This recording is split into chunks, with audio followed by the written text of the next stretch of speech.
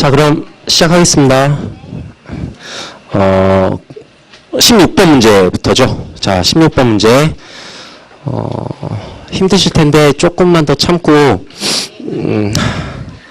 오남진 선생님은 항상 일찍 끝내라고 말씀을 하세요.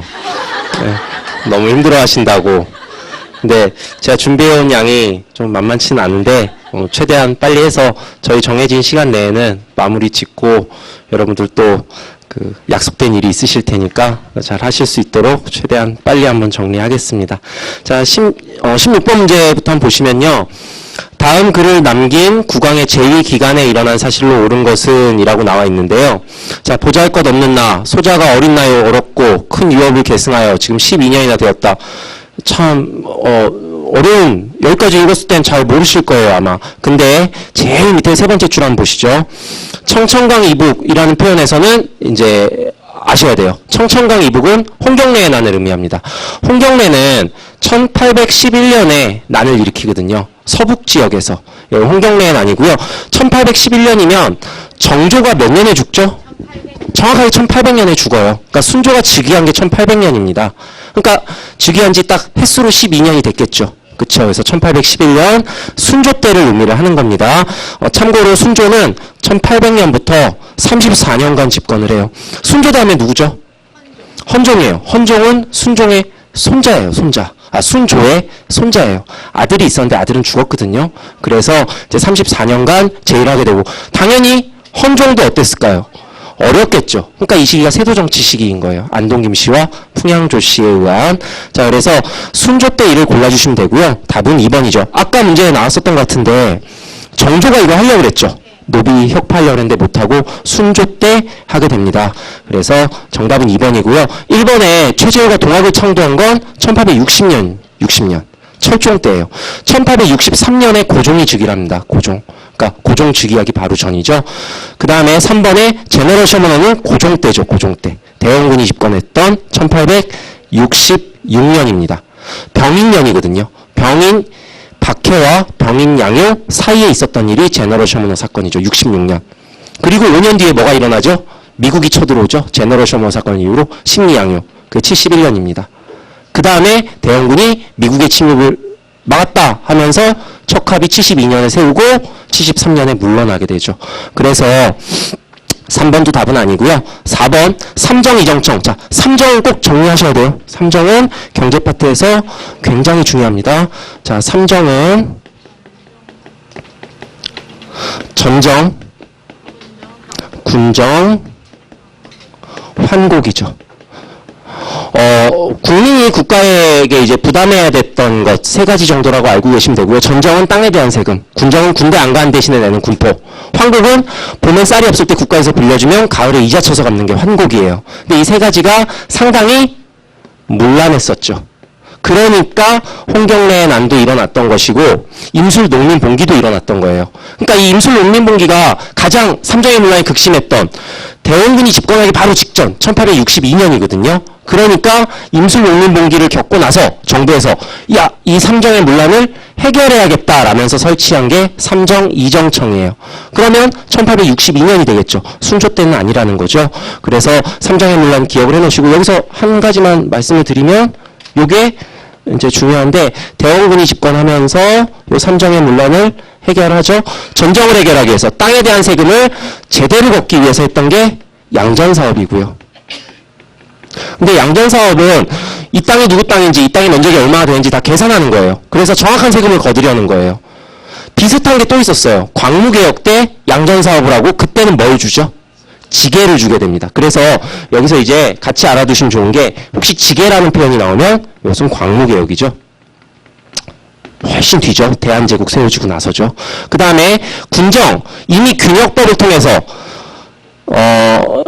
표를 몇 필을 냈죠? 한 필만 내면 돼요. 그쵸? 근데 그것도 문란했어요. 백골징포, 누구한테 거뒀죠? 죽은 사람한테 거뒀어요. 황구청정, 애기한테 거뒀죠. 애기한테. 인징, 이웃한테 걷고, 족징, 친척한테 얻었죠. 이런 문제가 너무 심했어요. 그래서 대원군이 이런 걸 막기 위해서 양반에게도 표를 얻었죠. 대원군이 했던 게 호포제입니다. 삼정의 문란을 해결하기 위해서. 근데 이 호포제는 누구의 불만? 양반의 불만이 심했다. 양반 자기들도 이제 표를 내야 되니까. 그 다음 세 번째, 황국의 문란을 해결하기 위해서 했던 건 사창제죠. 황국은 지방관이 쌀을 빌려주고 이자 쳐서 받는 거예요. 근데 지방관은 세두정치 때 대부분 다 매간매직한 사람들일 거 아니에요.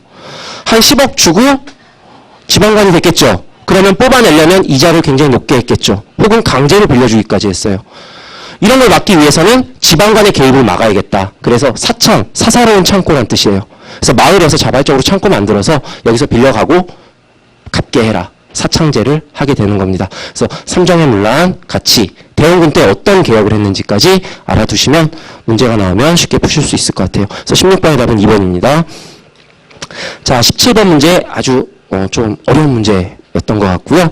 조선후기 천주교와 관련된, 천주교는 잘 안 나오는 부분인데 이번에 나왔는데요. 옳지 않은 걸 고르라랬고요. 정답 혹시 나오신 분 계신가요? 예, 많이 틀리셨을 것 같은데 정답은 1번입니다. 자, 기해사옥 때 흑산도로 유배를 간 정약전. 정약전은 이제 정약용의 형인데 유배를 간 건 맞아요. 천주교를 믿어서. 가서 자산어보란 책도 쓴 게 맞아요. 근데 기해사옥이 아니고 기해사옥은 기해박해랑 똑같은 거고요. 신유박해 때입니다. 신유박해. 그래서 뭐 안 나오겠지만 그래도 천주교 나왔으니까 간단하게. 자, 천주교 박해 5개 기억하시면 되고요. 신해통공이 있었었죠. 그게 제일 처음이라 그랬었죠. 신해박해. 신해박해가 제일 먼저고요. 그 다음 두 번째가 신유박해. 신유박해고 세 번째가 기해. 네 번째가 병오박해. 다섯 번째가 병인박해입니다. 자, 그래서 신해박해는 윤지충. 윤지충이 신주를 불태워버린 사건이 있었었죠. 요것 때문에 정조 때 한 거예요. 1791년 정조 때. 정조는 천주교에 대해서는 좀 관대한 편이었어요. 정조가 남인을 많이 등용했는데 이 남인들이 천주교 민사람들이 많았어요. 정약용의 형, 그의 형, 또 정약종 이런 사람들 다 이제 천주교를 믿었었는데 그 관대했지만 이건 좀 너무했다. 그래서 박해를 하게 되고요. 그다음 신유박해 같은 경우는 신유년이 순조 즉위하자마자예요. 자, 순조가 즉위를 했어요. 세조정치 이제 시작이 되죠. 누가 활기를 칠까요? 정조가 싫어했던 벽파가 활기를 치겠죠. 벽파가 활기를 치겠죠. 이 벽파 입장에서, 노른 벽파 입장에서 남인을 제거하고 싶어요. 그래서 남인을 제거하기 위해서 했던 게 신유박해가 되고요. 이때 이제 뭐 남인 시파라고 표현을 많이 하는데 시파 제거하기 위해서 했던 게 신유박해고요. 이때 정약종이 죽어요. 정약용의 큰형이에요.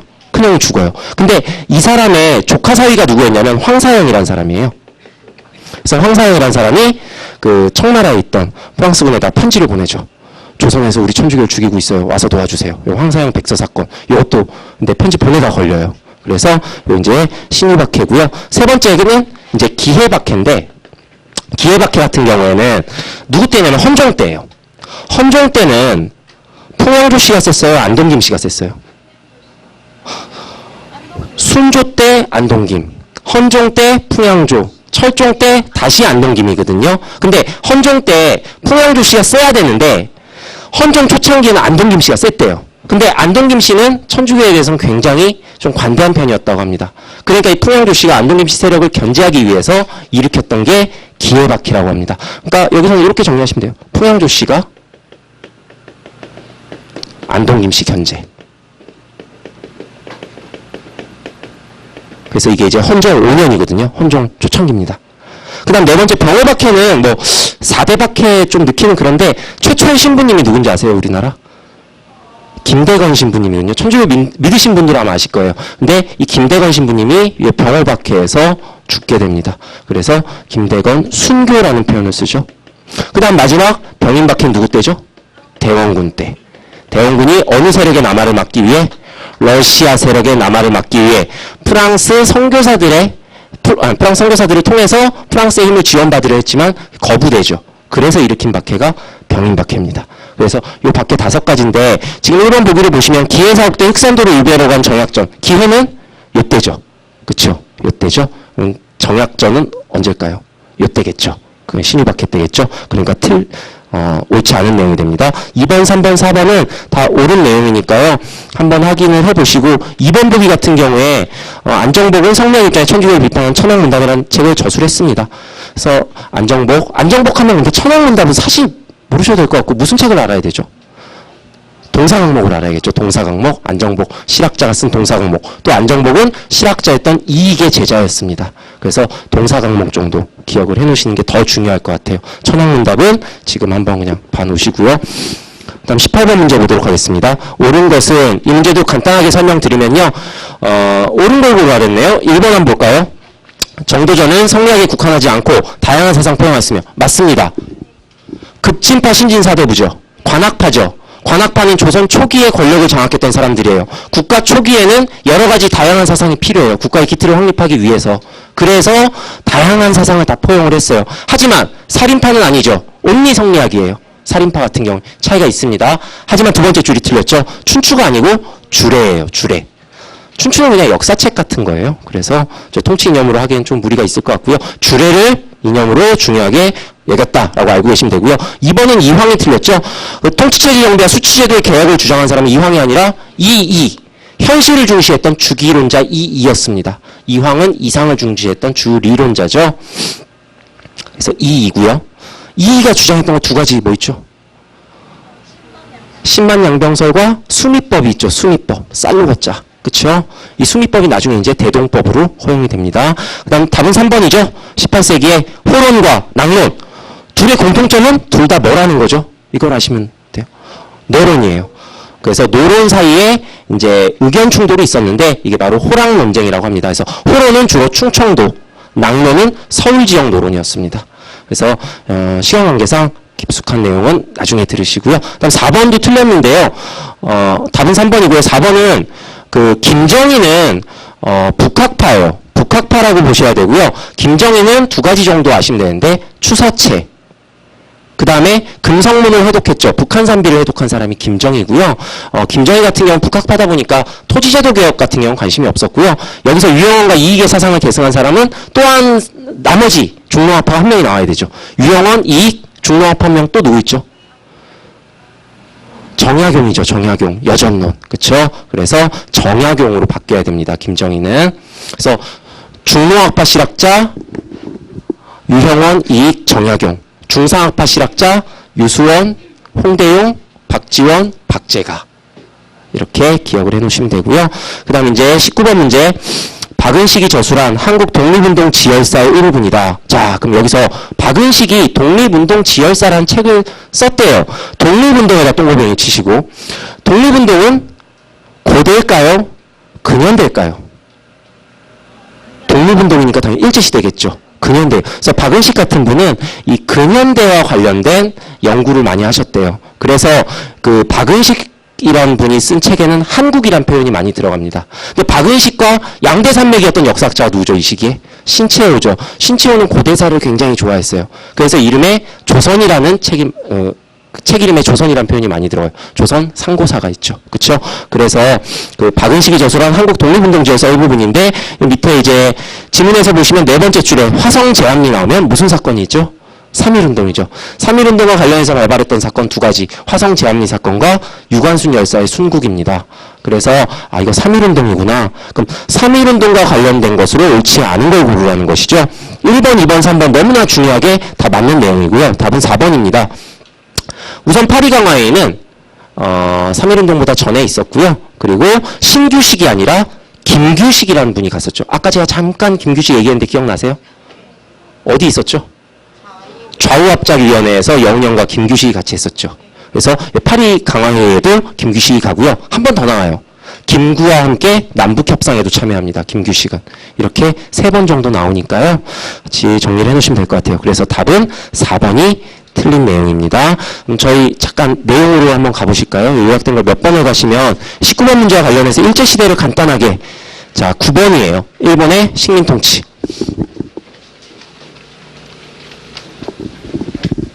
자, 일본의 식민통치 같은 경우에는 몇 개로 나뉘죠? 시기를 보통 3개로 구분을 하죠. 자, 그래서 1910년에 한일합방이 되고 1945년에 해방이 되는데 이때 1919년에 무슨 사건? 3.1운동을 계기로 통치 방식이 한번 바뀌고 그다음 1931년에 무슨 사건이죠? 만주사변. 만주사변을 계기로 일본이 우리나라를 통치하는 식민 통치 방식이 바뀌게 됩니다. 그래서 이때는 자 통치 시작했을 때예요. 집에서 어머님들이 아이들을 교육할 때 무섭게 교육을 하죠. 엄마가 무서워야 돼요. 그래야 말을 잘 듣죠. 일본도 마찬가지예요. 굉장히 무섭게 했어요. 이거 무슨 통치라고 하죠? 무섭게 한 거. 무단 통치죠. 굉장히 무섭게 합니다. 그래서 이때 무슨 경찰이 있었죠? 헌병경찰이 있었죠. 헌병경찰. 헌병경찰 통치를 했고 태형도 있었죠. 태형. 태정 도유사 할 때 태예요. 때리는 거. 마음대로 때릴 수 있었어요. 제가 길 가다 담배꽁초를 버리면 경찰이 와서 저를 때릴까요? 과태료를 물리고 가겠죠. 그렇죠? 하지만 이때는 때렸어요. 말도 안 되는 거죠. 인권이 엄청난 침해예요. 중요한 건 일본에는 태형이 있었을까요? 일본 본토에는? 당연히 없었어요. 일본은 민주주의 국가였어요. 일본 본토에는 없어요. 조선에만 있었던 겁니다. 이게 가능했던 이유는 조선에선 총독이 독재를 했기 때문에. 그래서 1910년에는 총독부가 설립이 되는데 중요한 것은 이 총독이 무슨 출신이죠?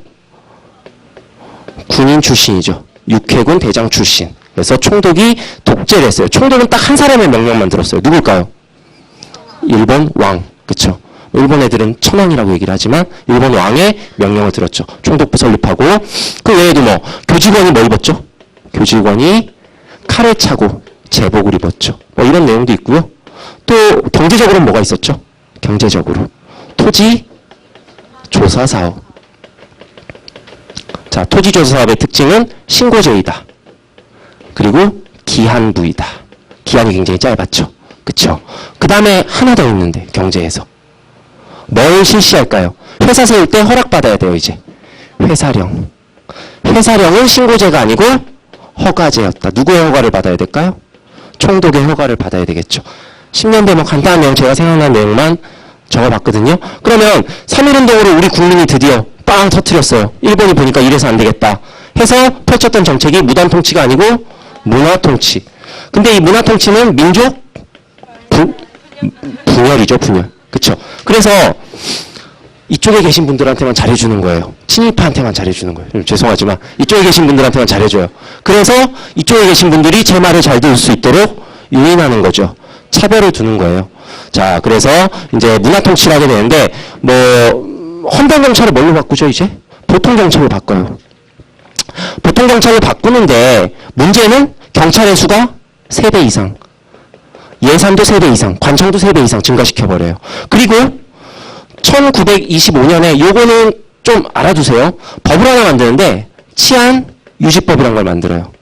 그래서 일본 사상에 불응하는 특히 공산주의 사회주의자들을 잡아들이는 법을 만들어서 이 사람들을 잡아들이게 되는데 이때 1920년대 고등경찰제도를 도입하게 됩니다. 고등경찰제도. 그래서 독립투사들을 엄청 잡아들이죠. 그 다음에 총독부를 설립을 했는데 이제는 군인 출신이 아니어도 총독으로 임명하겠다라고 법을 바꿔요. 하지만 끝날 때까지 계속 군인 출신만 오게 됩니다. 아무 의미가 없었죠. 그 다음에 이제 경제적으로 토지조사 사업에서 이제 20년대에는 뭘 하죠? 산미 증식 계획을 하죠. 20년대는 일본이 한참 산업혁명할 때예요. 이촌양도가 굉장히 심해질 때입니다. 일본 본토에서 쌀 부족 현상이 심했어요. 부족한 쌀을 어디서 가져오겠다? 조선에서 가져오겠다. 조선에서 가져오는 거예요. 조선에서 가져오면 자, 조선 사람들한테는 이렇게 얘기했어요. 내가 너희들에게 기술을 주겠다. 그래서 쌀을 더 많이 생산하게 하고 그 중에 일부만 가져올게. 그래서 증산시킨 다음에 수탈해올게 라고 얘기를 했거든요. 근데 중요한 건 증산량보다 수탈량이 많았다. 수탈량이 증산량보다 많았다가 되겠죠. 그러면 우리나라 국민들은 안 그래도 쌀이 부족한데 그 부족한 쌀을 어떻게 해결했을까요?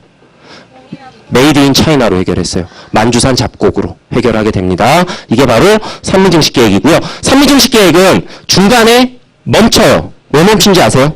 일본 본토에서 반발이 많았어요. 조선쌀이 일본으로 들어오니까 일본에서 쌀값이 어떻게 될까요? 폭락하겠죠. 그러니까 일본 농민들이 들고 일어난 거예요. 그래서 멈췄다가 다시 시작합니다. 전쟁에 써야 되니까.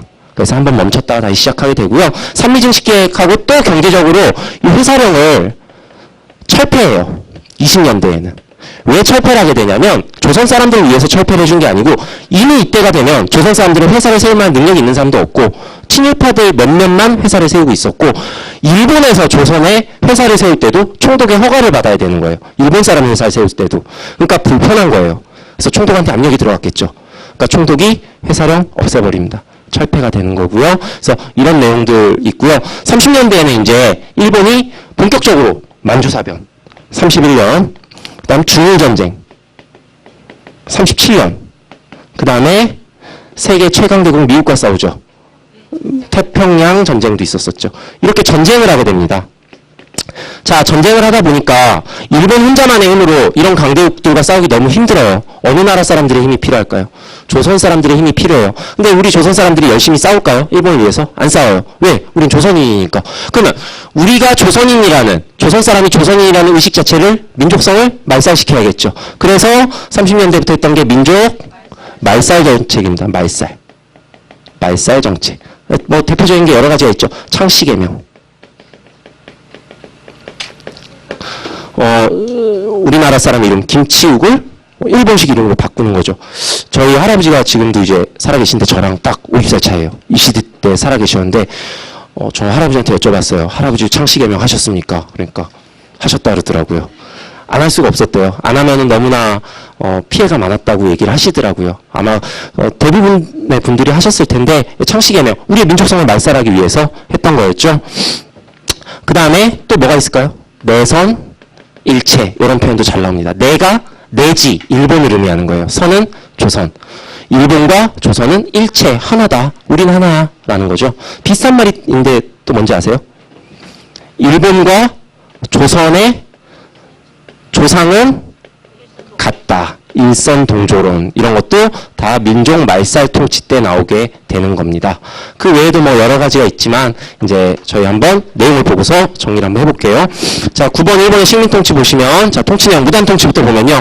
총독부 관리는 입법, 사법, 행정, 군통수권 등 전권을 일본 군인들이 장악하였고 일본인들이 장악하였고 자문기관인 중추원도 알아두시면 좋아요. 중추원은 일본이 세운 관청입니다. 우리나라 사람들을 여기다 앉혔어요. 하지만 단 한 번도 소집된 적이 없대요. 그래서 중추원 실권이 없었다라는 거 기억을 하시고요. 고려시대에 중추원이 있었는데 뭔지 아세요? 무슨 일 했었죠? 왕명전달, 군사기밀, 궁궐수기 이런 거 했었습니다. 그 다음에 두 번째 점에 헌병경찰제죠. 태형, 직결심판권. 그 다음에 언론 집회의 자유 박탈, 교사들 제보 있고 착검했다 이런 것들 다 10년대 무단 통치고요. 경제 침탈은 두 가지 정도 알고 계시면 될 것 같아요. 토지조사 사업, 회사령, 허가제. 그 다음에 자, 두 번째 칸에 문화 통치 나오죠. 가혹한 식민 통치를 은폐하기 위해서 했다. 그래서 민족 분열책이었다 나오죠. 그래서 보통경찰제 있고요. 여기다가 조금 하나 필기해 놓으시면 요거 적어 놓으시면 좋아요. 1925년 치안유지법을 통해서 이제 독립운동가들, 사회주의자들, 무지막지하게 잡아들였다. 고등경찰제도 실시했다. 이런 내용들.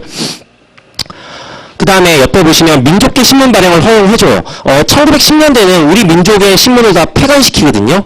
대한매일신보라든가 여러 가지 신문을 황성신문 이런 거 다 폐간을 시키는데 20년대 들어와서는 이제 조금 완만해, 그러니까 조금 착해 보이려고 그 신문을 허가를 해주는데 이때 만들어진 신문 두 개가 뭐죠? 조선일보와 동아일보예요. 그래서 조선일보, 동아일보 보시면 제일 앞에 1920년 창간이라고 되어 있어요. 그래서 조선일보, 동아일보 창간시켜주고요. 하지만 창간됐다라는 게 중요한 게 아니고요. 신문을 발행을 했지만 뭘 했죠? 일본 애들이 그 신문에 대해서 검열을 하고 기사 삭제를 했죠. 그래서 이런 내용까지 같이 기억을 해주시면 됩니다. 그 다음에 뭐 교육기회 확대를 표방했다. 그래서 20년 되면 몇 차 교육령인 줄 알아요? 몇 차 조선 교육령인 줄 아세요? 20년 되니까 2차예요. 30년 된 3차예요. 40년 된 4차고요. 2차 때는 조금 잘해줬어요. 그래서 조선어가 필수가 돼요. 조선어 필수. 2차 때. 아주 이건 어려운 내용이고요. 3차 때는 뭐가 됐을까요? 필수에서 선택. 4차 때는 조선어 쓰면 안 돼요. 1차 때는 조선어를 쓰면 됐을까요? 안 됐을까요? 그럼 우리나라 사람들은 벙어리가 됐겠죠. 1차 때는 조선말을 쓰지 말라는 거 없었어요. 조선말을 쓰지 말라는 건 오직 4차 때 나오게 됩니다. 4차 때. 그래서 이거 헷갈리시면 안 되고요. 그 다음에 회사령을 그 다음에 옆에 이제 경제 침투 가시면 산미증식 계획, 회사량 폐지 나오죠. 두 가지 기억을 해 놓으시고요. 조금 더 어렵게 공부하시는 분들은 이때 이제 관세마저 철폐해버립니다. 일본에서 조선으로 수출되는 물품의 관세도 20년대에 철폐를 하면서 우리나라 이제 우리 자본은 더욱더 잠식이 됐겠죠. 마지막 민족 말살 통치는 황국신민화. 여기서 황국이 일본입니다. 조선 사람을 일본국의 신하이자 백성으로 만들려는 정책이 황국신민화 정책이었고요. 황국신민 서사, 일본인들이 우리나라 사람들을 암기하게 하려고 만든 노래예요. 황국신민 서사. 그다음 신사참배. 지금도 많이 문제가 되고 있죠. 신사참배. 그다음 군성요배. 뭐 일본식 성명 강요, 우리말 사용 금지. 이런 내용들 다 민족 말살 통치고요. 그 옆에 경제 침탈 보시면 대륙 침략을 위한 병참기지가 나오는데요. 병참기지와 옆에다가 딱 가로하시고 31년이라고 적어놓으세요. 만주사변 딱 시작되면서 31년부터 병참기지화 정책을 시작하게 됩니다. 우리나라를 군수물자 기지로 만드는 거예요. 병참기지화 정책. 그 다음에 두 번째 줄에 중일전쟁 이후에 인적, 물적 수탈을 강화하면서 국가총동원법이 38년이죠. 38년. 1938년 이제 중일전쟁 하면서부터 이제 수탈을 많이 하게 되고요. 요건 순서대로예요. 밑에 점은 지원병제, 징병제, 징용제, 지원병제, 징병제까지만 순서대로 조금 기억을 해 놓으시고요. 지원병제하고 징병제 사이에 학도 지원병제가 있어요. 그래서 지원병제, 학도 지원병제, 징병제. 징병제가 뭔지 아시죠? 강제로 끌고 가는 거죠. 지금 우리나라가 징병제죠. 그 다음에 마지막 전쟁 물자와 식량을 공출했다. 공출에다 동그라미 쳐놓으시고 이것도 역시 그 민족 말살 통치 40년대 강제로 삥을 뜯어간 겁니다. 요강까지 가져갔대요. 총알 만들려고. 그래서 여기까지 식민통치 간단히 정리해봤고요. 밑에 기출문제 두 문제 조금 어려울 수도 있는데 순서대로 나오라는 문제 굉장히 중요한 문제거든요. 한번 제대로 정리가 되는지 확인 한번 해보시죠.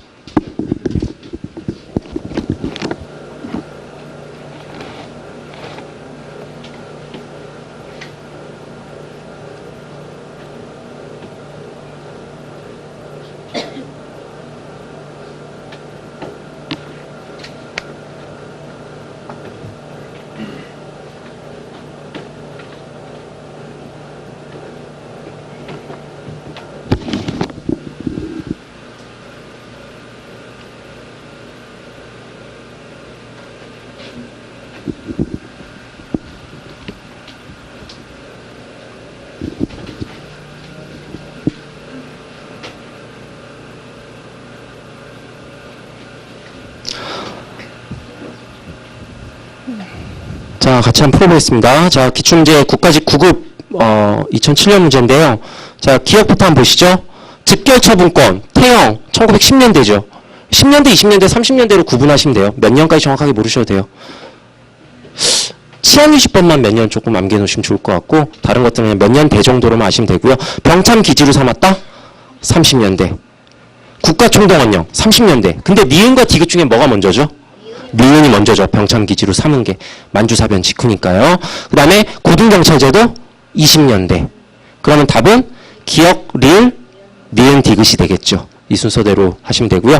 옆에 기출 문제는 자, 농촌 경제 안정화 명분으로 농촌 진흥운동을 전개했다. 이건 제가 앞에 설명을 안 드렸는데 여기서 좀 더 추가를 해주시면 위에 표에다 적어 놓으셔도 되고요. 1932년부터 40년까지 그러니까 민족 말살 통치 때죠. 이때 농촌 진흥운동을 일본이 주도해서 진행하게 됩니다. 그래서 농촌 니네 잘 살아줘야지 라면서 농촌에다 뭐 조금 지원도 해주고 했지만 훨씬 더 수탈을 많이 했어요. 그래서 농촌 진흥운동 30년대고요. 32년부터 40년까지고요. 학도 지원병제도 이건 다 40년대예요. 40년대. 그 다음에 회사량 철폐는 20년대. 토지조사사업은 10년대가 되겠죠. 리을, 디귿, 기억, 니은이 되겠네요. 그 답은 3번이 됩니다. 자, 그럼 다시 이제 저희 문제로 오셔가지고요. 마지막 문제죠. 20번 문제. 20문제가 더 있습니다. 불행하게도. 예. 앞에 20문제 중에 마지막이죠. 뒤에 부분은 조금 더 빨리 하겠습니다. 자, 4.19 혁명과 관련된 설명으로 옳은 것은 이렇게 나와 있죠. 4.19 혁명이 몇 년이죠? 1960년이에요. 4.19 혁명의 원인은 이승만 정부의 3.15 부정선거였죠. 이승만이 본인은 당선이 됐는데 부통령으로 자기 꼬봉이었던 이기붕을 당선시키려다가 이제 부정선거를 자행했는데 그게 걸렸죠. 그래서 3.15 부정선거 때문에 이제 4.19 혁명이 일어나게 되고요. 4.19 혁명의 결과 이승만은 하야를 하게 되고 허정 과도 정부가 수립이 됩니다. 그러면서 의원내각제로 바뀌면서 장면 내각이 들어서게 되죠. 이때 대통령은 윤보선이었어요. 하지만 장면 내각, 의원내각제였기 때문에 장면의 힘이 더 강했습니다. 자, 그래서 20번의 답은 오류를 했으니까 답은 4번이죠. 과도 정부가 출범하고 내각 책임제와 양원제 고자라는 헌법으로 개정되었다. 그 1번의 50총선거는 우리나라 처음 선거한 거죠. 1948년 5월 10일 날 총선거니까 대통령을 뽑았어요? 아니면 국회의원을 뽑았을까요? 국회의원을 뽑은 선거죠. 국회의원을 뽑고 그 국회의원들이 모여서 국회에서 대통령을 간선제로 뽑았죠. 그래서 초대 대통령 이승만이 선출이 됩니다. 그래서 총선거 국회의원 선거였고요. 이번 농지개혁은 1950년에 실시가 돼요. 이승만 정부 때 실시가 됩니다. 3번 혁명 이후에 남북통일 문제에 대한 논의가 많이 이루어졌어요. 너무나 많이 이루어졌고 오히려 이런 것들 때문에 너무 사회가 혼란스러웠다고 합니다. 장면 내각 때는. 그래서 답은 이제 4번이 됩니다. 그럼 20번 문제 풀었으니까 저희 이제 요약된 거 10번 주제 한국의 현대사 간단하게 정리를 하겠습니다. 현대사 부분이 좀 어려우신 분들도 많을 텐데 자 아주 간단하게 말씀드리겠습니다. 한국의 현대사 헌법 개정을 중심으로 한번 정리를 해봤는데요. 조금 한번 묶어볼게요. 지금이 몇 공화국인지 아세요? 6공화국이거든요. 6공화국. 자, 재헌헌법 1차, 2차 세 개를 가로로 싹 묶으시고요. 요때가 1공화국입니다. 1공화국이고요. 3차, 4차를 묶으시고 2공화국. 5차, 6차를 묶으셔서 3공화국. 7차가 4공화국. 8차가 5공화국. 9차부터 현재까지가 계속 6공화국이에요. 그러니까 9차 개헌이 87년이죠. 지금으로부터 거의 30년 가까이 됐죠. 아직까지 헌법이 안 바뀐 거예요. 이때 헌법이에요. 그래서 지금 헌법 개정 논의도 많이 나오고 있는 겁니다. 너무 오래됐기 때문에. 자, 그럼 이렇게 보셨을 때 1공에서 자, 재헌헌법 자, 처음에 이제 50 총선거를 통해서 당선된 국회의원들이 헌법을 만든 게 재헌헌법인데요. 이때는 대통령 중심제. 그래서 임기가 4년이었습니다. 대통령 임기는. 그리고 이번에 간선제예요. 대통령을 국회의원이 뽑았습니다. 근데 간선제 하고 나서 자 이승만 대통령이 보니까 자 6.25 전쟁이 일어났거든요. 6.25 전쟁이 일어나고 나서 52년에 총선거를 했는데 52년에 총선거를 했는데 자기를 지지하지 않는 국회의원들이 너무 많이 당선된 거예요. 그럼 간선제에선 자기가 대통령 되기가 힘들겠죠. 그러니까 이제는 뭘 해야겠다. 직선제로 바꿔야겠다. 국민들은 날 좋아할 것이다. 그래서 했던 개혁이 바로 1차 개헌입니다. 그래서 발췌 개헌이에요. 발췌 개헌. 1차 개헌은 발췌 개헌이라고 하고요. 여기 내용은 대통령 직선제로 가게 됩니다. 그리고 동그라미 2번에 보시면 국회 양원제를 채택. 근데 실행은 못 돼요. 왜 실행은 못 됐냐면 양원제가 되려면 양원제는 국회의원이 두 개로 나뉘는 거죠. 그럼 가까이 국회의원을 뽑아야 되는데 법률이 완비가 안 됐어요. 그래서 양원제 채택은 했지만 헌법상에는 있었지만 단원제로 유지가 됩니다. 그 다음에 3번에 국회 국무위원 불신임권을 부여하게 됩니다. 이게 바로 이래서 발췌 개헌인 거예요. 발췌가 무슨 뜻이죠? 뽑아낸다란 뜻이죠. 그렇죠? 그래서 이승만이 주장한 대통령 직선제와 야당에서 주장한 그 국무위원 불신임권을 합쳐서 만든 헌법이어서 발췌 개헌이라고 얘기를 합니다. 발췌해서 만든 헌법이어서요. 그래서 1차 개헌이고요. 자, 그 다음에 2차 개헌은 초대 대통령에 대한 중임 제한을 철폐한 거예요. 이승만이 그래서 직선제로 이제 당선이 됐는데 또 하고 싶은 거예요. 계속 하고 싶은 거예요. 그래서 처음 대통령에 한해서는 중임 제한 여러 번 못한다라는 걸 없애버려요. 이게 바로 4.4.5 개헌입니다. 반올림이죠. 반올림. 그래서 한 명이 모자랐대요. 그래서 반올림으로 해서 우겨가지고 된 게 4.4.5 개헌 초대 대통령에 대한 중임 제한 철폐가 됩니다. 그리고 나서 2차하고 3차 사이에 4.19 혁명이 일어났겠죠. 4.19 혁명이 일어나서 장면 내각이 들어서게 됩니다. 그래서 장면 내각이 만든 게 바로 3차 개헌이죠. 허정과도정부에서 만든 거. 아, 제가 말을 잘못했네요. 허정과도정부에서 만든 게 3차 개헌이고요. 그 이후에 장면 내각이 들어서게 됩니다. 자, 그래서 옆에 보시면 3차 개헌 때 내각 책임제로 갑니다. 우리나라에서 유일해요. 2공화국 때 내각 책임제. 내각 책임제 반대가 뭐죠? 대통령제예요. 계속 대통령제예요. 요때 1년만 빼고. 그 다음에 국회는 양원제로 가게 됩니다. 이때는 양원제를 제대로 하고요. 자, 그 다음에 내각 책임제는 필수적으로 대통령 간선제가 될 수밖에 없어요. 국회의원들이 대통령을 뽑을 수밖에 없고요. 대통령이 또 국무총리를 지명해야 됩니다. 그래서 대통령의 윤보선이 되고요. 그 다음에 국무총리는 장면이 되게 됩니다. 하지만 이 2공화국이 무너진 이유는 윤보선과 장면 사이에 알력, 그러니까 그 충돌이 있었어요. 서로 충돌이 있어가지고 굉장히 혼란스러웠다고 합니다. 그리고 4차 개헌은 3.15 부정선거 관련자 반민주행위자, 자 반민주행위자 처벌에다 줄을 그시고 반민주행위자예요. 민주적이지 않았던 사람들을 잡아들이는 거예요. 이승만 정부 때 권위주의적이었던 사람들을 잡아들이는 거예요. 요거랑 많이 헷갈리시는 게 반민족행위자를 잡아들이는 건 뭐죠? 반민족행위처벌법은 이승만 대통령 때죠. 이승만 대통령 때. 그쵸? 그래서 반민주는 2공화국, 반민족은 1공화국이 됩니다. 그러다가 박정희 대통령이 이제 5.16 군사정변을 일으키게 되죠. 그래서 5.16 군사정변 일으키고 했던 개헌이 5차 개헌입니다. 이때 다시 대통령 직선제로 가요. 직선제로 가게 되고 국회는 단원제를 하게 됩니다. 이때부터는 계속 직선제 단원제예요. 바뀌는 건 없고요. 국민투표에 거친 최초의 개헌이라는 특징이 있다고 얘기를 하고요. 이 파트에서 조금 암기해 주셨으면 하는 게 그 5.16 군사정변 밑에 국가재건최고회의 있죠. 이게 박정희 대통령이 대통령 되기 직전에 만든 기구입니다. 국가재건최고회의. 비슷한 기구를 전두환 대통령도 만들어요. 밑으로 3칸 내려가시면 국가보위 비상대책위원회. 이건 전두환 대통령이 만든 거예요. 그래서 요거 같이 좀 구분해서 알아두시면 좋을 것 같고요. 6차 개헌은 대통령 삼선 개헌이에요. 누구랑 똑같아요? 이승만이랑 똑같죠. 또 하고 싶은 거예요, 대통령. 그래서 삼선 개헌 하게 되고요. 3번까지 할 수 있다라고 바꾼 거고요. 그 다음에 7차 개헌이 72년인데 이때부터 4공화국이 되죠. 이걸 유신헌법이라고 얘기를 하고요. 이때는 대통령은 같지만 왜 공화국을 나누느냐면 헌법의 체계가 완전히 바뀌어요. 성격 자체가. 그래서 새로운 공화국이 등장을 하게 됩니다. 71년에 김대중 대통령이 대통령 후보에 나오고 박정희 대통령과 직선제로 붙어요. 근데 이때 100만 표 차이가 안 나요. 90몇만 표가 차이가 나서 박정희 대통령이 느낀 거예요. 아, 이러다가 내가 떨어지겠다. 그래서 이제 직선제 안 되겠다. 다시 뭘로 가야지? 간선제로 가야지. 대통령 권한 강화해야지. 나 독재해야지. 죽을 때까지 해야지. 라면서 만든 헌법이 유신헌법입니다. 자, 그래서 유신헌법 같은 경우에 자, 동그라미 1번 보시면 대통령 중심제로 가고요. 임기도 좀 늘리죠. 3공화국 때는 4년이었잖아요. 근데 6년으로 늘리게 되고요. 종신 집권이 가능하다. 그 다음 간선제로 가게 됩니다. 통일주체 국민회의는 이렇게 쫙 형광 펜해 놓으시고요. 처음에 이승만 대통령이 간선제로 됐을 땐 대통령을 어디서 뽑았죠? 국회에서 뽑았어요. 하지만 국회에서 뽑지 않겠다. 통일주체 국민회의란 기구를 따로 만들었습니다. 여기서 대통령을 뽑겠다. 간선제로. 그 다음에 3번 대통령의 권한을 강화하는데 긴급조치에다가 조금 형광펜을 해주세요. 긴급조치. 박정희 대통령이 만들었던 대통령의 권한은 긴급조치권입니다. 밑으로 내려가시면 전두환 대통령 때 8차 개헌 때 만든 건 긴급조치가 아니고 비상조치권이에요. 긴급조치권 없애고 비상조치권으로 바꿔요. 이런 것들을 두 개를 좀 나눠서 암기를 해주시는 게 필요하고요. 그 다음에 뭐 대통령 권한 엄청 강화하죠. 그 국회의원 3분의 1을 통일주체 국민회의에서 임명을 한대요. 입법권까지 대통령이 장악하게 됩니다. 그리고 자 이제 박정희 대통령이 김재규에 의해서 죽게 되죠. 11.6 사태. 그리고 나서 이제 전두환 대통령이 집권을 해야 됩니다. 그러면서 헌법을 다시 바꾸게 돼요. 이게 8차 개헌입니다.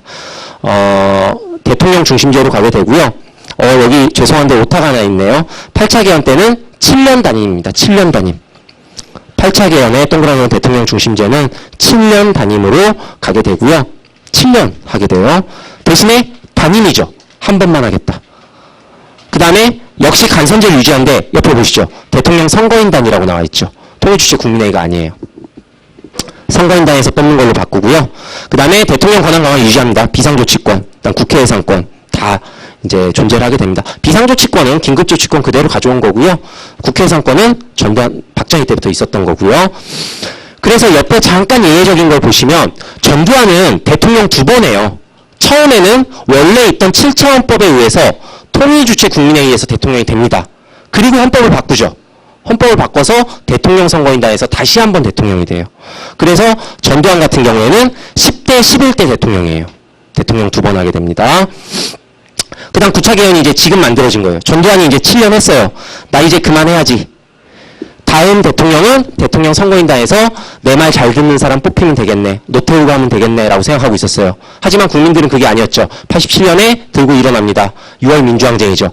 당연히 국민들은 뭘 요구했을까요? 간선 싫어요. 직선제로 바꾸자고 얘기를 했겠죠. 그러면서 국민들의 요구를 받아들이게 됩니다. 그래서 만들어진 게 9차 개헌이에요. 그래서 대통령 중심제, 임기를 더 줄이죠. 5년으로 줄여요. 우선 당선돼야 되잖아요. 국민들한테 잘 보여야 되잖아요. 그래서 5년으로 더 줄이고요. 대통령 직선제로 전환하게 됩니다. 그리고 3번 대통령 권한도 확 줄이죠. 비상조치권도 없애고요. 국회 예산권도 폐지시켜버려요.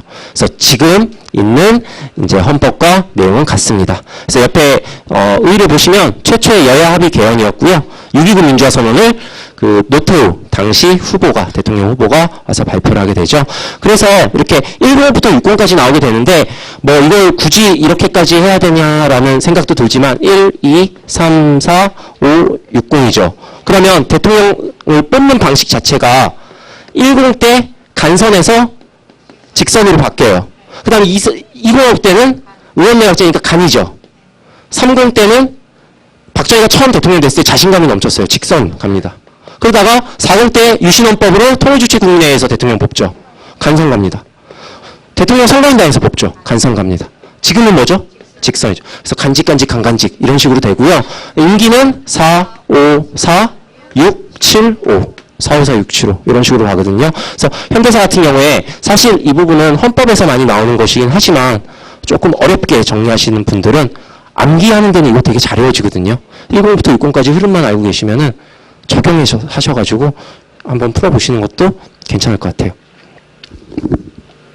자, 그러면 밑에 이제 기출문제 있는데요. 한번 제가 말씀 안 드린 것도 있는데 한번 풀어보시면 좋을 것 같아요.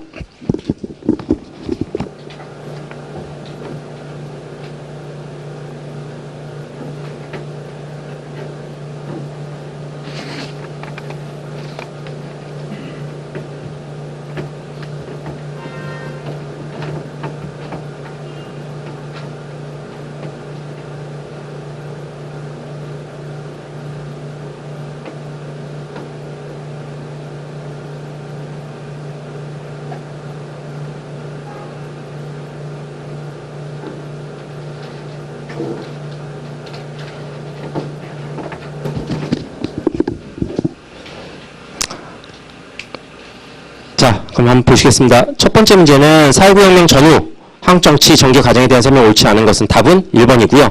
장면 정권은 1년밖에 유지가 안 됐죠. 이건 이렇게 정리하시면 됩니다. 경제개발 5개년 계획을 만든 건 장면 정권이에요. 하지만 실행한 건 박정희 대통령 때입니다. 그래서 답은 1번이 틀리고요. 2, 3, 4번은 다 맞는 내용이니까요. 한번 읽어보시면 될 것 같고요.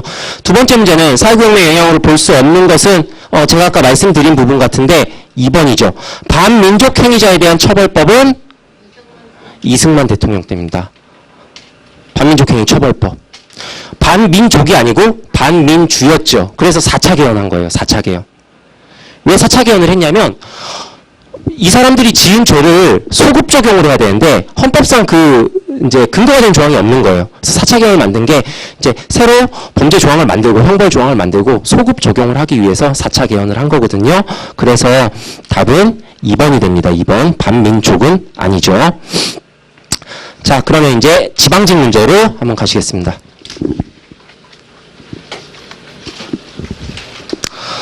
자, 지방직 문제 이제 1번 문제 보시면요. 다음 유물이 만들어진 시대. 이제 앞에서 했으니까 간단하게 넘어갈 수 있겠죠. 가락바퀴, 칠해거리, 조개 껍데기, 신석기죠. 그럼 신석기와 관련된 것은 3번이죠. 조피. 쌀은 안 들어가 있죠. 1번은 무슨 식이죠? 붓, 철기, 창원, 다우리. 2번 고인돌은 청동기죠. 중국 화폐도 철기입니다. 철기. 그래서 답은 3번이고요. 2번 문제, 민정문서 굉장히 중요한 부분이고요. 통일신라 시대 때 세금을 자세히 걷었구나. 매우 자세히 적혀 있어요. 그래서 답은 1번입니다. 매년 작성한 게 아니고요. 매년 조사 3년마다 작성입니다. 그리고 2, 3, 4번은 다 맞는 내용인데 3번은 조금 암기를 해주시면 좋을 것 같아요. 사람은 6등급, 연령을 기준으로 6등급으로 나눴고요. 가호, 가족이죠. 가족은 상상부터 하하호까지 9등급으로 나눴습니다. 가족이니까 숫자가 좀 많겠죠. 그래서 9등급으로 나눴고요. 여기다 예외적으로 민정문서에 나온 내용 중에서 시험에 좀 잘 나오는 부분은 통일신라 시대 때 노비 노동력에 대한 의존도가 높았을까요? 낮았을까요? 굉장히 낮았습니다. 10%도 안 됐어요. 노비 노동력은. 그래서 자료가 주어지지 않아도 노비에 대한 노동력 의존도가 높지 않았다라는 거 꼭 기억해 주시면 좋을 것 같아요. 그래서 이번의 답은 1번입니다. 자, 3번 문제 보시면 3번도 공부가 좀 많이 안 돼 있으신 분들은 굉장히 어려우실 텐데요. 두 번째 줄에 진수대법사 문화에서 교관이란 표현이 나오죠. 교관. 자, 교관이란 표현은 교가 교리를 의미합니다. 교리. 그리고 관은 본다란 뜻이에요. 가만히 본다란 뜻이에요. 그러니까 교종과 선종 이거를 합쳐서 연구하자, 합쳐서 수행하자라는 뜻이거든요. 근데 중요한 건 교가 먼저 나왔죠. 교가 먼저 나왔다라는 거예요. 그래서 이걸 교광겸수라는 건데 이 교광겸수를 주장한 사람은 바로 의천입니다. 그래서 고려 전기의 의천이죠. 의천은 왕자예요, 왕자. 그리고 왕의 동생이에요. 그래서 당연히 교종 쪽이었고요. 교종 중심으로 선종을 통합하려는 운동을 했습니다. 그래서 이 의천에 대한 설명으로 옳지 않은 것은 자, 1번 해동 천태종 창시한 것 맞죠? 의천이 만든 창시한 것이고요. 2번 이론과 실천의 양면을 강조했어요. 하지만 이론이 먼저 나와요. 3번 교종의 입장에 선종을 통합했다 맞죠? 하지만 4번이 틀립니다. 정해쌍수 밑에다 하나 더 적어 놓으실까요? 돈오점수. 정해쌍수와 돈오점수는 진울이 주장한 겁니다. 진울은 반대예요. 그러니까 고려시대 후기고요. 진울 같은 경우에는 선종 중심으로 교종을 통합하자라는 거죠. 진울. 정해쌍수와 돈오점수는 진울입니다. 그래서 답은 4번이 되고요. 자, 4번 문제 보시면 다음 활동을 전개한 단체 완전 이제 단답형으로 나왔는데 자, 평양대성학교, 정주 오산학교, 자기회사 태극서관 그 다음 제일 마지막 줄 독립운동 기지 건설을 추진했다 이렇게 나오게 되죠. 신민회가 됩니다. 신민회. 그래서 신민회는 꼭 알아두셔야 되고요. 자, 먼저 보안회가 나와 있는데 자, 보안회는 1904년이고요. 보안회는 1904년이고요. 한 가지만 알아두시면 돼요. 혹시 아시는 분 계신가요? 황무지 개강권. 일본이 조선의 황무지 개강권을 달라 그래요. 근데 우리 조선정부에 힘이 없어 주려고 하니까 보안회에서 반대를 합니다. 황무지가 당시 조선 전체 영토의 3분의 1이었대요. 다 달라는 거예요. 보안회의 반대로 일본에게 황무지 개강권 안 줘요. 대신에 일본이 없애버려요. 보안회를.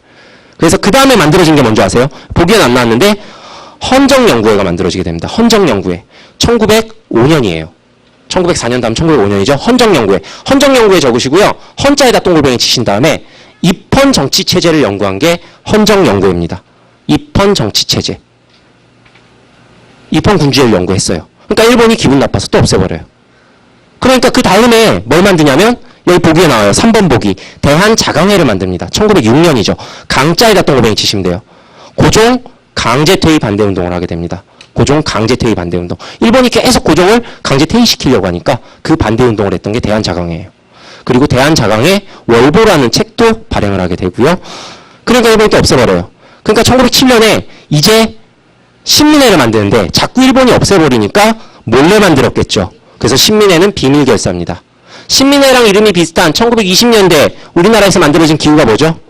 신간회 있죠. 신간회는 최대 독립운동기구였고요. 신간회는 문화통치제잖아요.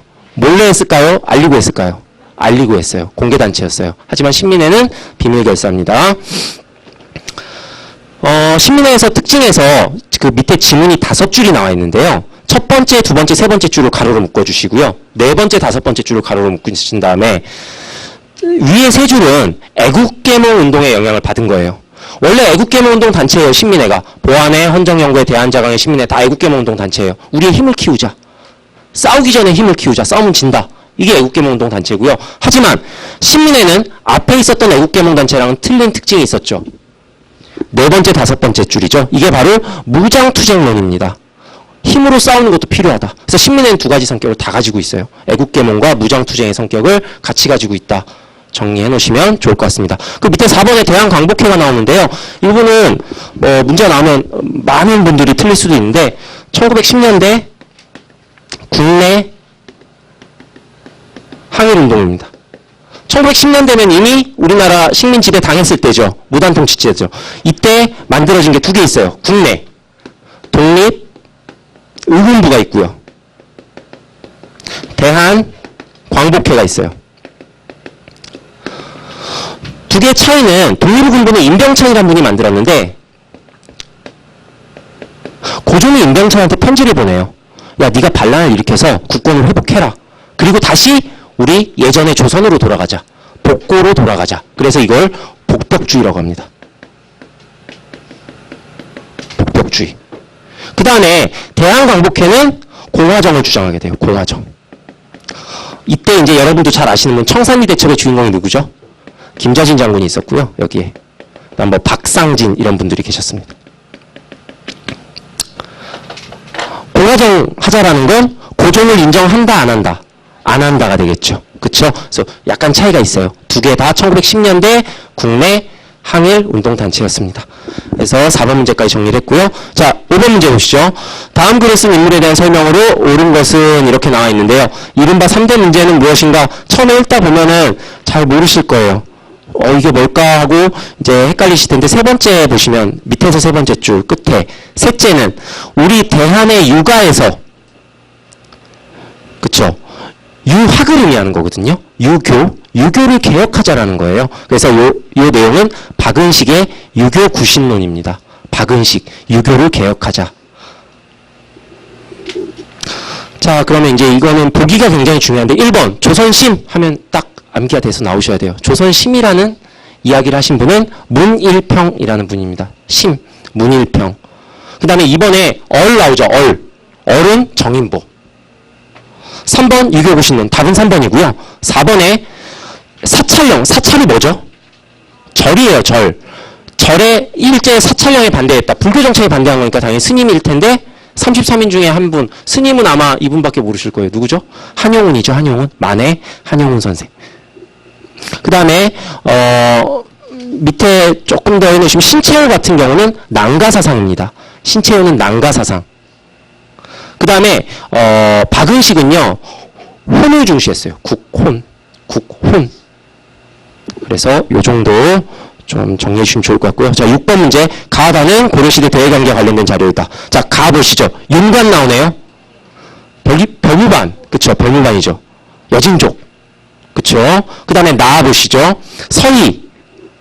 거란의 1차 침입 때죠. 거란족이 쳐들어왔을 때예요. 거란족. 그래서 이거 고려 성종 때고요. 서희가 단판한 거고요. 다는 누가 쳐들어왔을 때일까요? 어디서 알 수 있을까요? 첫 번째 줄에 보면 바다 가운데 있는 섬에 숨어 엎드려. 강화천도 했을 때구나. 저 몽골 원나라가 쳐들어왔을 때겠죠? 그럼 순서대로 하면 거란, 여진, 몽골이니까 나, 가, 다가 되겠죠. 답은 2번입니다. 자, 저희 요약된 거 4번으로 한번 가보시죠.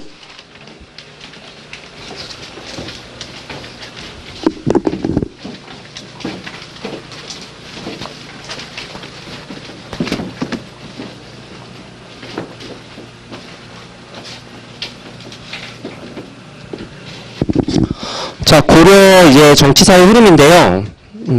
사실 이 부분은 잘 많이 나오진 않는데 그래도 꼭 알고는 계셔야 돼요. 자, 고려는 시기 구분을 5개로 하시면 돼요. 이렇게 나누면 되겠죠. 5개로 하시면 되고요. 자, 초창기에는 자, 가장 힘이 고려에서 셌던 세력이 바로 지방 호족입니다. 그래서 태조 왕건은 이 지방 호족을 중앙으로 우리 편으로 만들기 위해서 뭐 하죠? 혼인 정책하죠. 아주 머리 좋은 사람이죠. 님도 보고 뽕도 따고. 그쵸? 부인이 29명 엄청나게 많았죠. 하지만 아들도 많다 보니까 왕위 계승 문제도 굉장히 심각했어요. 혼인 정책도 피고 뭐 여러 기인 제도도 하고 여러 가지 정책을 피게 되죠. 그리고 이 호족이 힘이 너무 센데 이 호족이 힘이 센 호족도 있고 힘이 약한 호족도 있었어요. 근데 이 힘이 센 호족은 지속된 노력을 통해서 중앙으로 다 유입이 됩니다. 그래서 이들이 뭐가 되냐면 문벌 귀족이 되죠. 자, 문벌 귀족하면 뭐 한 2명 정도 알고 계시면 되는데요. 대표적인 분이 이자겸. 그 다음에 이름 썩은 사람 김부식. 그쵸. 이자겸. 자, 뭐 개인적으로 원한이 있는 건 아니고. 자, 이자겸, 김부식. 그럼 김부식이 나오면 뭐까지 하셔야 될까요? 묘청과 충돌했었죠. 삼국사기도 당연히 알고 계시면 좋고요. 그리고 이 문벌 귀족이 자, 너무 고려는 문신 위주의 정치를 폈죠. 그러다 보니까 화가 났던 세력이 무신 세력입니다. 그래서 보현원에서 난을 일으켜서 무신 정권이 등장을 하게 됩니다. 뭐 나중에 이제 다 암기하시겠지만 이유방, 그 다음에 경대승, 이유방, 정중부, 경대승, 이음인, 최충원, 최우, 최양, 최희, 김준, 임현, 임유 이런 식으로 쭉 이제 무신 정권이 나오게 되고요. 이 무신 정권 때 최충원의 아들이었던 최우가 집권을 했을 때 몽골이 침략을 하게 되는 거죠. 요때 누가 치들어왔을까요? 거란이에요. 초창기니까. 요때 누굴까요? 여진과 충돌이에요. 근데 여진하고는 저 별명 이끌고 와서 동북 구성을 세웠지만 큰 충돌은 없었어요. 여진족이 세운 나라가 뭐죠? 금나라예요. 금나라가 야 니네 우리의 신하 나라가 되라. 우리를 섬겨라. 그러니까 이때 집권자였던 이자겸이 얘 형님이라고 바로 해버리죠. 그쵸. 그래서 충돌이 없었어요. 금나라하고는 전쟁이 없었고요. 하지만 무신 정권은 안 그랬죠. 몽골과 싸웠어요. 그래서 계속 싸웠던 겁니다. 하지만 무신 정권이 끝나면서 강화도에서 다시 환도를 하게 되죠. 개경으로 환도하면서 항복하고 나가게 돼요. 그러다 보면서 이제 원지배기가 되고요. 원지배기 때는 당연히 무슨 세력? 권문세족이 힘이 셌겠죠. 이게 네 번째 시기예요. 원지배기입니다. 근데 이 시기에 자 권문세족은 당연히 친원파고요. 대표적인 사람은 기철, 조인규 이런 사람이 있었어요. 기철 같은 경우는 자기 여동생이 원나라 황제의 부인이었고 조인규는 대표적인 역관이었대요. 역관. 통역을 잘하는 사람. 원나라 말을 잘하는 사람이에요. 힘이 있었겠죠. 그 다음에 원지배기에서 이제 시간이 흐르면서 원나라의 힘이 약해집니다. 그리고 밑에서 중국이 명나라의 힘이 강해집니다. 그러면서 등장하는 게 바로 신진 사대부예요. 공민왕 때부터 등장을 하게 되는데 자, 이 신진 사대부는 이 사람들이에요. 뭐가 됐죠? 호족에서? 향리가 됐죠. 향리의 자제들이 열심히 공부해서 신진 사대부가 된 거예요. 그리고 홍건적과 외부의 침입을 격퇴하면서 등장한 세력이 뭐죠? 신흥 무인 세력이죠. 둘이 힘을 합쳐서 세운 나라가 바로 조선이 되는 겁니다. 그래서 시기가 이렇게 5개로 연결이 되고요. 고려시대 문제가 나온다면 최소한 5개 중에 이제 한 3-4개 정도 뽑아서 순서대로 나열하라는 문제가 아마 나올 거예요. 정말 어렵게 나온다면 요 안에서 시기를 구분하라는 문제가 나오면 굉장히 어렵겠지만 저희 지금 풀어보신 것도 알겠지만 그렇게는 안 나오고요. 시기 순으로 묻는 문제가 나오고요. 조선 건국이 1392년이니까 요게 몇 세기일까요? 14세기예요. 요거는 13세기, 12세기, 11세기, 10세기. 고려 건국이 몇 년이죠? 918년이에요. 10세기죠. 그쵸? 딱 한 세기씩 이렇게 정리를 해놓으시면은 이렇게 정치사가 정리가 되어 있으면 그 밑으로 이제 경제사, 사회사, 문화사는 같이 정리하는 데 많이 도움이 되시니까 기본적인 거 꼭 정리해 놓으시면 좋을 것 같습니다. 그래서 저희 이제 보기 4번에 고려 정치사의 흐름 제가 이제 간단하게 설명을 드렸고요.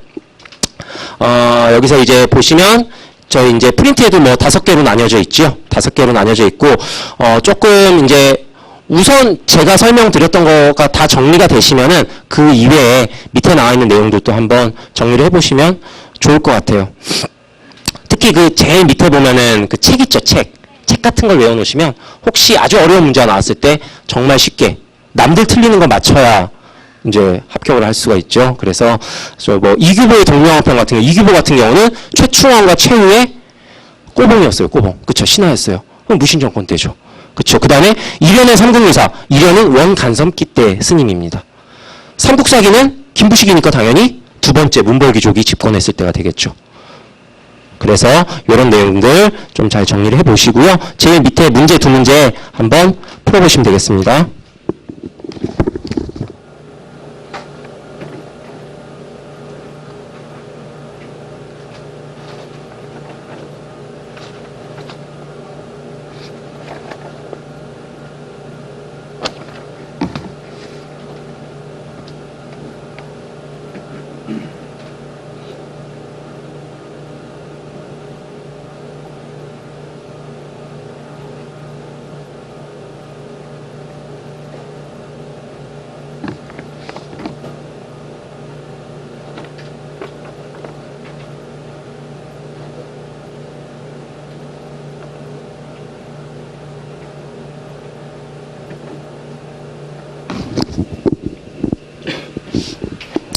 첫 번째 문제는 제가 설명해 드린 걸로는 좀 풀기가 어려운 원지배기에서만 나온 문제예요.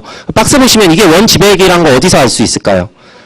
첫 번째 줄 끝에 보면 원의 세조라고 나와 있죠. 원의 세조. 원나라 황제 세조. 그래서 이거 원지배기구나. 그리고 조금 공부가 되신 분들은 그 밑으로 내려가시면 7번째 줄에 보면 평양조씨가 나오거든요. 평양조씨가 이제 조인규 의미하는 거예요. 조인규. 그래서 평양조씨란 표현이 나와도 이거 원지배기구나 라고 좀 생각을 해주시면 좋고요. 1번, 2번, 3번은 다 충선왕입니다. 충선왕. 그리고 4번만 공민왕이에요. 4번만 공민왕이 됩니다. 그래서 답은 4번이 되고요. 공민왕은 원나라에 충성 안 했잖아요. 그쵸? 그러니까 답은 4번이 되고요. 옆에 기출 문제는 우리나라 최고의 역사서 삼국사기죠. 김부식이에요. 김부식이면 문벌귀족 두 번째 거죠. 그럼 답은 2번이 되겠죠. 묘청. 김부식과 묘청이 싸웠었으니까. 그쵸? 1번은 몇 번째 시기죠, 그러면? 1번은 요나라니까, 거란이니까 첫 번째 시기. 그쵸? 3번은 세 번째 시기죠. 강화천도니까. 그 다음에 4번은 천령이 마지막 시기죠. 공민왕 때죠. 그래서 답은 2번이 됩니다. 자, 다시 이제 문제로 가셔가지고 7번 문제 가겠습니다.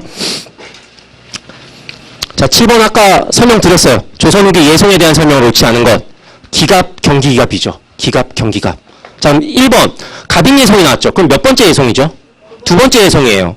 두 번째 예송이면 남인이 이겼죠, 남인. 1년설로 이겼거든요.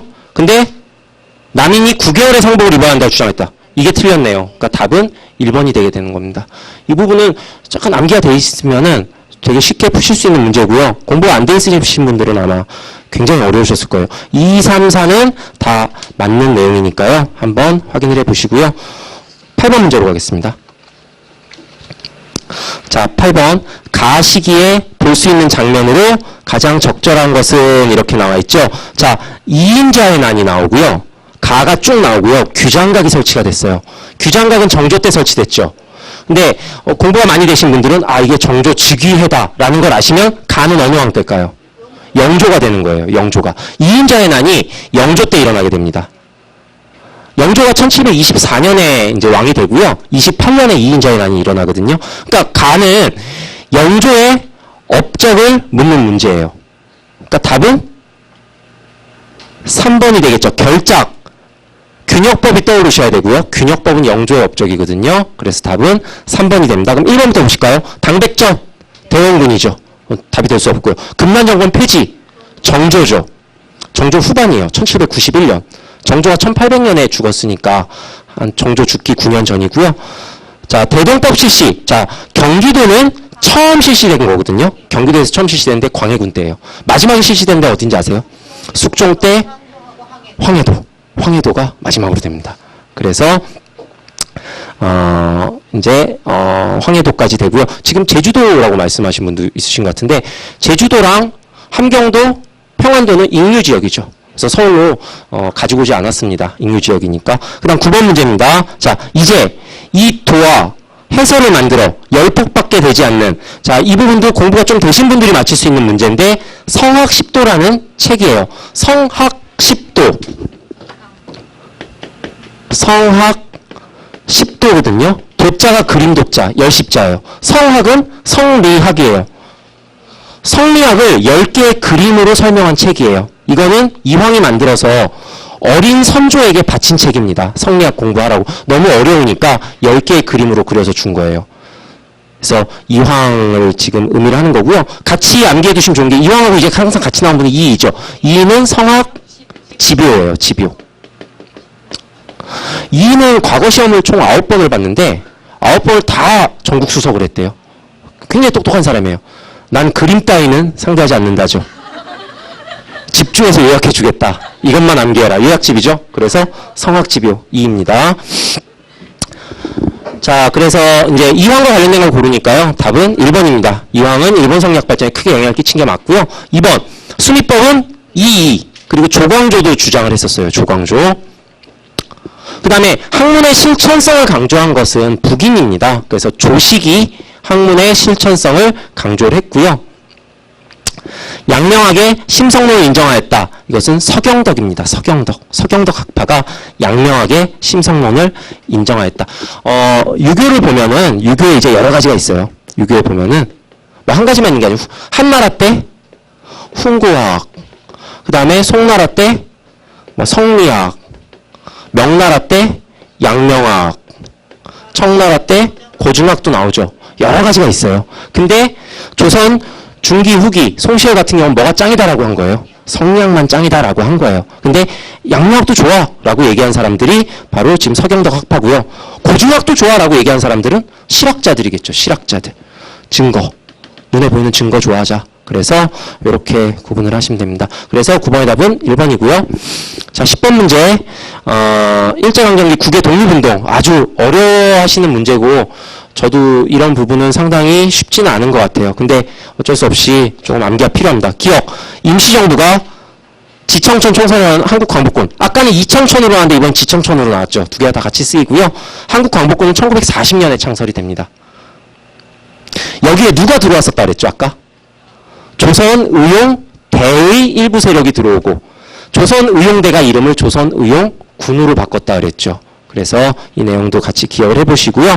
대한광복군 정부는 1914년에 블라디보스토크이 연해주예요. 연해주에서 만들어지게 됩니다. 이 대한광복군 정부가 나중에 대한국민의회로 바뀌고요. 3.1운동 이후에 상하이 임시정부로 통합이 되는 겁니다. 그래서 1914년이고요. 홍범도, 봉오동 전투. 자, 봉오동 전투, 청산리 대첩 다 1919년 다음해예요. 1920년이에요. 그래서 봉오동 전투 1920년 6월, 청산리 대첩은 10월입니다. 양세봉이 이끈 조선혁명군. 아, 이런 거 막 되게 싫으시죠? 조선혁명군, 조선의용군 막 저도 되게 싫어요. 중국 의용대랑 힘을 합쳤다 이런 것들 굉장히 골치 아픈데 1930년대입니다. 1930년대. 30년대라고 그냥 알고 계시고요. 시험 보기 직전에 그냥 암기하시고 지금 암기해봤자 또 까먹으실 거예요 아마. 그래서 자 그러면 10년대, 20년대, 30년대, 40년대로는 구분이 돼요. 이 자체로는. 그래서 니은, 디귿, 리을, 기역이 되겠죠. 그래서 답은 2번이 됩니다. 자 그럼 11번 문제 삼국시대 금성문자료 옳지 않은 걸 고르라 그랬죠. 이거는 아까 그 국가직 문제에서도 나왔었죠. 답은 4번이에요. 충주 고구려부터는 신라와 고구려에게 자신을 동이라고 낮추어 표현했음을 알 수 있다. 고구려가 신라 왕을 동이 매금이라 불렀죠. 그쵸? 굉장히 치사한 문제예요. 왜 그러냐면 충주 고구려비 자체가 이제 고구려 사람들이 만든 비석이고요. 고구려 왕이 신라 왕을 이제 동이 매금이라 불렀다기 때문에 답은 4번이 됩니다. 1번을 아셔야 돼요. 청동호우, 호우명 그릇 생각하시면 되고요. 광개토대왕이 신라 무슨 왕을 도와줬었죠? 내무랑이었죠. 내무랑. 신라에서 중앙집권국가 기틀 마련한 왕은 처음 나온 왕은 내무랑입니다. 내무랑. 그래서 내무랑 때 이제 광개토대왕의 도움을 받게 되고 그 광개토대왕을 기리면서 만든 그릇이 호우명 그릇이죠. 사택지적비는 의자왕 때예요. 사택지적이란 사람이 사람 이름인데 의자왕의 신하였어요. 좌평이었어요. 좌평. 그래서 사택지적이 쓴 비가 사택지적비고요. 도가에 대한 이해를 하고 있었으면 도가가 바로 도교입니다. 사택지적비 도교 알아두시면 되고요. 도교와 관련된 거 뭐 있죠? 백제, 금동대학로 꼭 아셔야 돼요.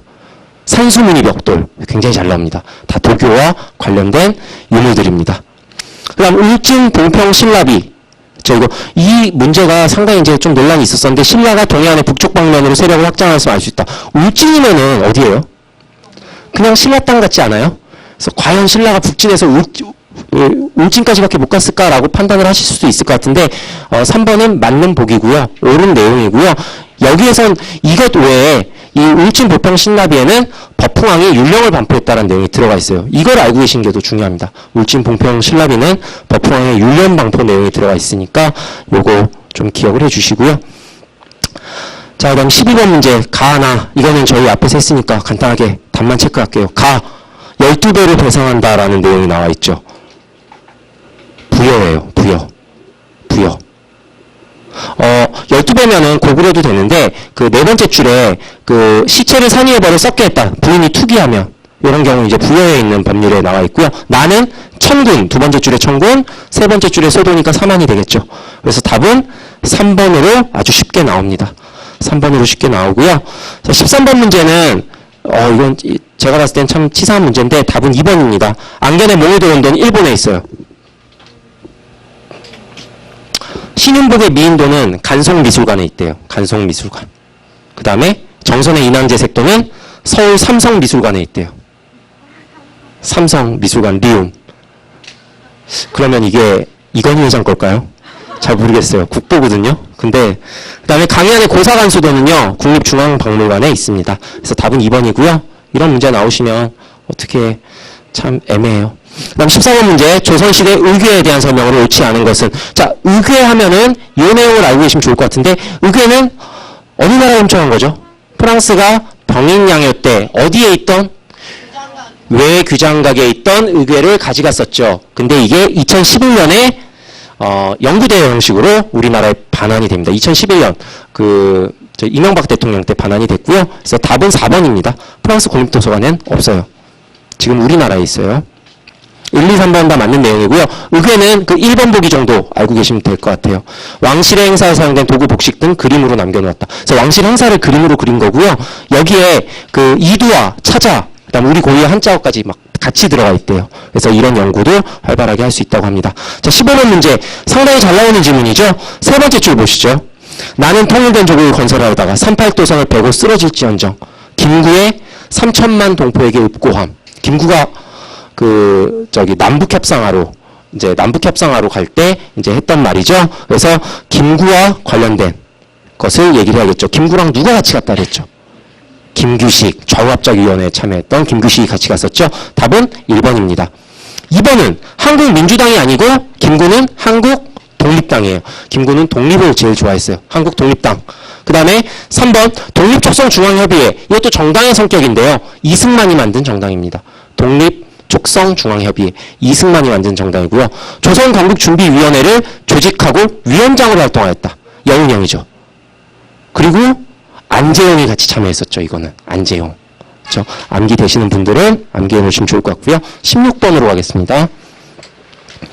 자, 발해 문제인데요. 가나 국왕의 제의식에 있었던 사실 옳은 것을 보기에서 고르면 자, 발해 같은 경우는 왕 그냥 4명 정도. 제일 처음에 발해를 세운 사람이 대조영이죠. 대조영이 고왕이에요. 발해를 건국을 했고요. 동모산에서 건국을 했죠. 동모산. 그 다음에 고왕 다음에 무왕을 아시면 돼요. 자, 발해는 어느 나라에 계승했죠? 고구려에 계승했어요. 고구려는 누가 멸망시켰죠? 거란이요? 고구려는 신라와 당나라 연합군, 나당 연합군이 멸망시켰죠. 그러면 나당 연합군이 멸망시킨 고구려를 계승한 발해는 신라와 당나라가 좋을까요? 싫을까요? 싫어요. 그래서 무왕 때는 당 신라의 적대적이었어요. 적대적. 그래서 장문위를 시켜서 당나라 산둥 지역을 공격하기도 합니다. 이게 무왕이에요. 근데 이제 문왕이 됐어요. 무왕은 좀 이름에서도 파워가 느껴지잖아요. 그쵸? 근데 문왕은 이름에서도 느낌이 있잖아요. 온건한 왕이었던 것 같아요. 문왕 때부터는 당신라와 교역을 하게 됩니다. 그래서 뭘 만들죠? 신라도도 존재를 하는 거예요. 그래서 문제 되게 잘 나와요. 발해는 고구려를 계승했기 때문에 고구려를 멸망시킨 신라 당과는 교류하지 않았다. 이러면 당연히 틀린 게 되죠. 신라도가 존재하기 때문에. 그 다음에 문왕 다음에 선왕이죠. 전성기입니다. 그래서 이때 뭐라고 불렸냐면 해동 성국. 중국 사람들이 이렇게 불렸죠. 바다동 쪽에 융성한 국가. 해동성국이라는 별명이 있었죠. 그래서 발해 이렇게 정리를 하시면 되고요. 다 연호가 있어요. 다 연호가 있어요. 자, 그래서 잠깐 보시면 가는 그러면 대조영의 뒤를 이어 영토확장 무왕이겠죠. 그 다음에 말갈조 복성 요동으로 진출 여기까지 모르겠는데 전성기를 맞은 발해는 선왕이 되겠죠. 자, 그러면 여기까지만 봤을 때 자, 답은 우선 3번이고요. 먼저 제가 좀 불러드릴게요. 고왕 같은 경우에는 연호가 천통이고요. 천통이고요. 무왕은 인안입니다. 인안. 그 다음에 문왕은 대흥, 선왕은 건흥이에요. 자, 그렇게 정리를 하시면 되고요. 그래서 답은 니은과 디귿이 되고요. 그 리을 잠깐 보기 보시면 당시 국왕을 대왕이라 표현한 정혜공주. 자, 정혜공주묘와 정효공주묘가 잘 나옵니다. 정혜, 정효. 둘 다 누구의 딸이냐면 문왕의 딸이에요. 둘 다 문왕의 딸이에요. 그래서 정혜공주묘 같은 경우는 고구려, 고분의 요소를 가지고 있죠. 그래서 정혜공주묘 같은 경우에는 이제 발해가 고구려를 계승했음을 알 수 있다. 정효공주묘도 마찬가지예요. 정효공주묘도 역시 고구려 고분의 요소를 가지고 있어요. 근데 정효공주묘는 당나라적 요소도 같이 가지고 있어요. 당나라적 요소도 같이 가지고 있습니다. 그래서 요 내용도 조금 알아두시면 좋을 것 같고요. 다음 17번 문제로 가시면 다음에 서술하고 있는 인물 명종이 나오죠. 제일 마지막 줄 약탈, 살인, 방화를 서슴지 않았다. 명종 때 의적이 누군지 아시죠? 명종 때는 임꺽정이에요. 임꺽정을 묻는 문제입니다. 그래서 임꺽정은 답은 3번이고요. 1번은 장길산이라는 사람이고요. 숙종 때입니다. 숙종. 장길산. 그 다음 2번 허균 누구죠? 홍길동인데 홍길동은 실존 인물이에요. 어느 시대 때냐면 연산군 때입니다. 실제로 서자 출신이에요. 그 다음에 4번 대동계라는 비밀결사를 조직한 사람. 이 사람은 원래 서인이었다가 동인으로 돌아선 사람이에요. 정여립입니다. 정여립. 그래서 기축옥사가 일어나서 동인이 엄청난 피해를 입게 돼요. 정여립이고요. 그래서 답은 3번이 됩니다. 임꺽정. 어려운 문제고요. 그 다음 18번 문제. 굉장히 중요한 문제예요. 자, 가 나는 조선이 외국과 맺은 조약이다. 자, 가. 무슨 조약인지 아셔야죠. 조선 자주국이다. 강화도 조약이죠. 나. 수륙무역장정 하면 조청상민 수륙무역장정이 되겠죠. 그럼 이와 관련된 설명으로 옳은 것은 답은 1번이에요. 강화도 조약은 운이호 사건 이후에 체결된 게 맞죠. 일본이 와서 시비 건 게 운이호 사건이죠. 그리고 괜히 우리가 대응했다가 완전히 혼이 났죠. 그리고 나서 맺은 조약이 강화도 조약이고요. 이번에 가에는 일본 상인의 내지 통상권에 대한 허가가 규정되어 있다 이렇게 나와 있는데 일본인의 내지 통상권에 대한 허가는 조일수호조규 소격에 나와 있어요. 그러니까 1882년에 인정이 되고요. 그러니까 조청상민 수륙무역장정을 맺으면서 청나라 상인에게 내지 통상권을 인정해 주면서 일본 상인에게도 인정을 해줬고요. 강화도 조약 때는 몇 리까지밖에 못 왔었죠. 항구에서 10리였죠. 10리. 10리 간행이정. 그래서 2번은 답이 될 수가 없고요. 3번 갑신정변 이후 체결된 것이다. 이모군란 이후죠. 조청상민 수륙무역장정은 이모군란 이후에 청나라가 90군인들의 난을 진압해주고 맺은 조약이고요. 4번 천주교 포옥권 인정. 자, 이거는 조금 탑과는 뭐 시험 문제에 잘 나오진 않는데 천주교 하면 어느 나라 생각나세요? 프랑스예요. 그래서 조프 수호통상조약이 맺어질 때 조선과 프랑스가 통상조약을 맺을 때 천주교 포교권을 인정을 해주게 됩니다. 86년에 맺어요. 가장 늦게 맺어요. 프랑스랑. 우리나라가 프랑스 신부님들도 많이 죽였고 사이가 좋진 않았어요. 그래서 조프 때 맺은 게 4번입니다. 자, 19번 문제. 이 문제도 잘 나온 질문인데요. 자, 첫 번째 줄에 한번 보시면 외교, 준비 등의 미련한 꿈을 버리고 민중 직접 혁명. 자, 혁명이란 표현이 나오죠. 제일 밑에 두 번째 줄에 오직 혁명으로서 할 뿐이니 혁명이 아니고는 강도 일본을 내쫓을 방법이 없는 바이다. 신채호의 조선 혁명선언입니다.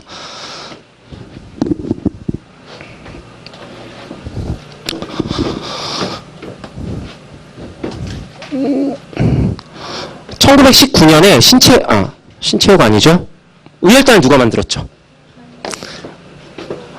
쓰리봉 중에 첫 번째 봉인 김원봉, 김두봉, 양세봉 이렇게 세 분 계시죠. 근데 이 김원봉이 의열단이라는 단체를 만들고 신채호에게 글 하나 써달라고 하죠. 우리 의열단 사람들이 읽을 수 있는 글 하나 써주세요. 그러니까 신채호가 아주 거칠은 조선혁명선언이란 글을 써주게 됩니다. 그럼 의열단 잠깐만 정리 드릴게요. 의열단은 이 정도 알고 계시면 돼요. 김익상, 김상옥, 나석주 이렇게 세 분이죠. 물론 더 있어요. 근데 세 분이 제일 시험에 잘 나오고요. 순서대로예요. 김익상이 제일 센 데다가 폭탄 던졌어요. 어딜까요? 조선 총독부에 던졌어요. 김상옥은 두 번째로 센 데 던졌어요. 종로 경찰서. 나석주는 그냥 회사에 던졌어요. 동양 척식 주식회사. 이게 의열단이고요.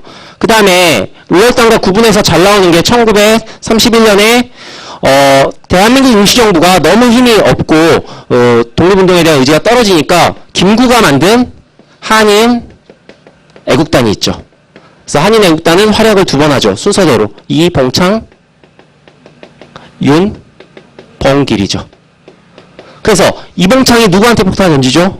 일본 왕에게 폭탄을 던져요. 이게 실패합니다.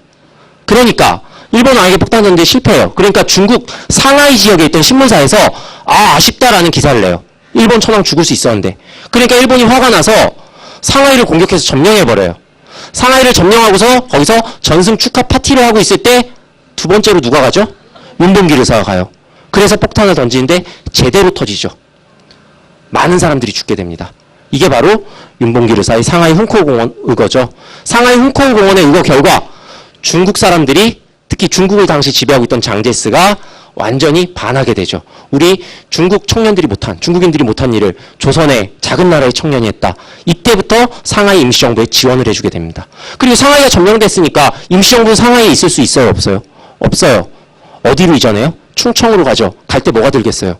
이게 들 거 아니에요. 이걸 누가 지원해 주겠어요? 중국에서 지원을 해줘요.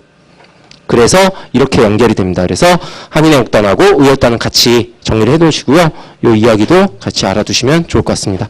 그래서 19번에 이것은 의열단이고요. 그러니까 답은 2번이 되겠죠. 이 문제는 제가 풀어보다 보니까 1번, 3번, 4번은 다 일제시대 전이에요. 이재명이 이완용을 습격해 중상을 입혔다. 1909년이고요. 이재명. 그 다음에 장인환이 일본의 외교고문 스티븐스를 사살했다. 한 명 더 있었죠. 전명훈. 전명훈과 장인환이 같이 죽이죠. 그래서 JJ 스티븐스 이렇게 외우셔도 돼요. J, 전명훈 J, 장인환 J, JJ 스티븐스. 그 다음에 안중근 이토 히로부미를 죽이죠. 그래서 답은 2번이 됩니다. 자, 마지막 20번 문제 나오게 되는데요. 가장 중요한 문제. 이제 드디어 마지막 문제인데 지금 시간 다 됐는데 빨리 마무리하겠습니다. 근대 개혁 방안에 관한 자료이다. 시기순으로 발의게나요라는 것은, 자, 기억, 내시부를 없애고, 자, 아주 어려워요. 내시부를 없애재요. 이것은 갑신정변 내용입니다. 갑신정변.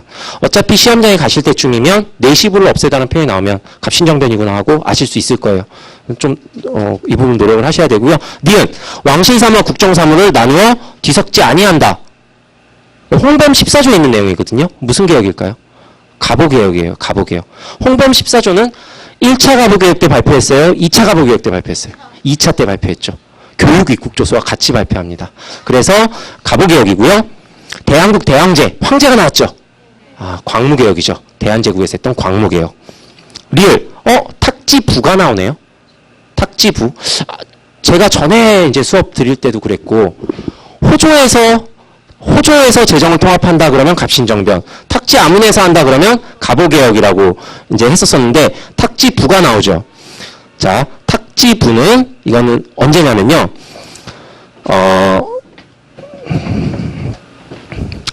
6조가 8아문으로 바뀐 게 1차 가보개혁입니다. 1차 가보개혁. 그러니까 갑신정변 때는 6조였겠죠. 그러니까 호조 중심으로 통합이 되는 거고요. 그 다음에 8아문이 7부로 바뀌어요. 요게 2차 가보개혁이에요. 2차 가보개혁. 그러면 지금 여기서 탁지부에서 전담한다라는 건 2차 가보개혁 이후를 의미하는 거겠죠. 탁지아문에서 탁지부로 이름이 바뀌었을 테니까. 2차 가보개혁 이후면은 어떤 주장이냐면요. 독립협회가 있던 헌의 6조에 있는 내용입니다. 헌의 6조. 2차 가보개혁하고 그 다음에 저희 명성, 을미사변으로 명성하고 죽고 고종이 을미개혁한 다음에 어디로 도망가죠? 아간파천, 러시아 공산당 도망가잖아요. 그러니까 너 얼른 돌아와라 하면서 만든 기구가 독립협회잖아요. 그러니까 2차 가보개혁 이후가 되겠죠. 그래서 독립협회에서 주장했던 헌의 6조에 이 탁지부라는 내용이 나와 있습니다. 그래서 답은 2번이 되죠. 기억, 니은, 리을, 디귿입니다. 제가 봤을 땐 20번 문제 굉장히 좋은 문제인 것 같고 되게 어려운 문제거든요. 저희 그 요약된 거 그 내용 정리해서 이제 8번을 한번 보시죠. 이 8번 표는 선생님 교재에도 있고 기본서에도 많이 있지만 꼭 정리를 해 주셔야 되는 거예요. 자, 그래서 갑신정변 때 제가 이제 여기 표에 보면은 문법 해지라는 내용이 들어가 있고요. 지조법 개혁. 지조법 동그라미 치시고 지조법은 토지제도가 아니죠. 세금제도예요. 세금제도예요. 토지제도 개혁 안 했어요. 위로부터의 개혁이기 때문에 가진 사람들이 한 거기 때문에 토지제도 개혁 안 했고요. 호조 재정 일어나. 이거 제가 강조를 많이 하는 거고요.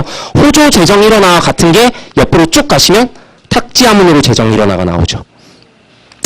그 다음에 갑신정변 때 순사제도 실시를 했네요. 순사제. 그 다음 규장각 폐지.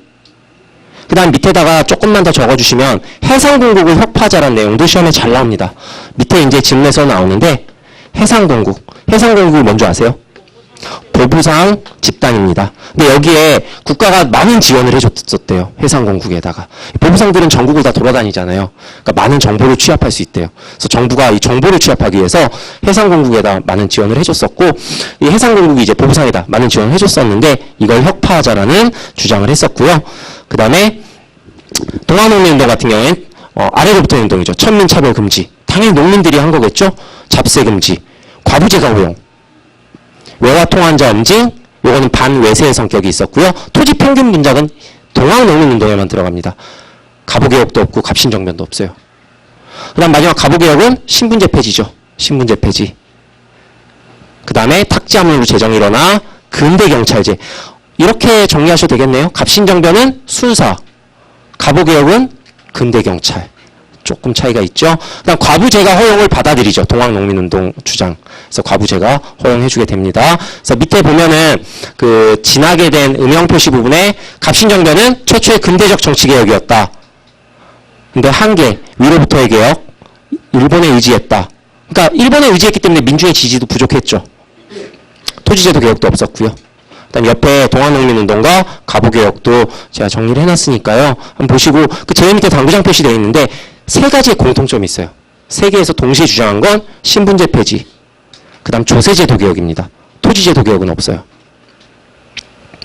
자, 그럼 밑에 기출문제 시간 관계상 같이 풀어보겠습니다. 자, 기출문제 가부개혁에 따른 변화가 아닌 것으로만 묶인 것. 이거는 이제 어느 정도 공부가 되시면 쉬울 거예요. 먼저 니은을 보시면 공무비 해방이 언제였죠? 순조 때였잖아요. 정조가 하려다 못했었죠. 6만 명 해방시켜준 거. 그러니까 니은이 우선 들어가야 되고요. 그 다음 미음이에요. 군비 강화. 자, 가부개혁은 군비 강화를 거의 못했습니다. 가부개혁 때는. 일본이 압력을 넣어서 했던 개혁이잖아요. 우리나라 군비 강해지는 걸 원치 않았을 거예요. 그래서 답은 미음이 되고요. 뭐 오군영이 다시 설치된 것도 말이 안 되죠. 오군영 같은 경우는 훨씬 더 이전에 있었고요. 그래서 답은 2번이 되고 기억, 디귿, 리을은 다 맞는 내용입니다. 옆에 기출문제 보시죠. 청과의 좋은 관계 청산하자. 재정 일어나. 해상공국 혁파, 그러면 갑신정변 떠오르시면 됩니다. 그 다음에 이제 마지막으로 왼편에 이거 7번 강화도 조약 하나만 지금 빠져 있는 것 같은데요. 강화도 조약은 제가 아까 뭐 간단하게 이제 문제를 풀이를 해드렸었고 시간 관계상 문제만 같이 풀어보겠습니다. 자, 다음 조항이 포함된 조약과 직접 관련된 내용은 자, 제일 밑에 그서 두 번째 줄 보시죠. 제5번에 기재된 두 개의 항구를 열어 일본국 인민의 왕래 통상함을 들어주어야 한다. 지금 제일 첫 번째 줄에 보시면 부산 초량진에는 일본국 공간이 있다. 그러니까 초량진은 하나 열어 있어요. 부산은. 하나 열려 있고 두 개 더 열자. 이게 세 개 항구 개항을 의미하는 거거든요. 그러니까 강화도 조약이 됩니다. 그럼 강화도 조약과 관련된 내용은 치해법권 인정이죠. 양화진 개방은 조청상민 수령무역장전이고요. 양화진이 서울입니다. 서울에 그 양화진이라는 곳이 있어요. 그 다음에 내지통상 허용도 역시 조청상민 수령무역장전 때 받아들여졌고 일본이 본인들도 달라해서 주게 됩니다. 그래서 강화도 조약과는 거리가 있고요. 옆에 그 문제를 보시면 10조 치해법권을 나타내는 거죠. 역시 또 강화도 조약이네요. 그럼 강화도 조약과 관련된 것을 고르시면 답은 몇 번이 될까요? 3번 해안측량권이 들어가죠. 강화도 조약의 내용은 조선자주국이다. 세계 항구 개항한다. 해안측량권, 치해법권 딱 4개거든요. 그래서 답은 3번이 되고요. 1번 일본 조선의 주도시경 군대 철수시키자. 텐진 조약이고요. 그 다음 2번은 뭐 아예 개항장에 일본 군인 주도한다는 규정 없었고요. 4번 무슨 조약인지 아세요? 공사관에 군인을 둔다.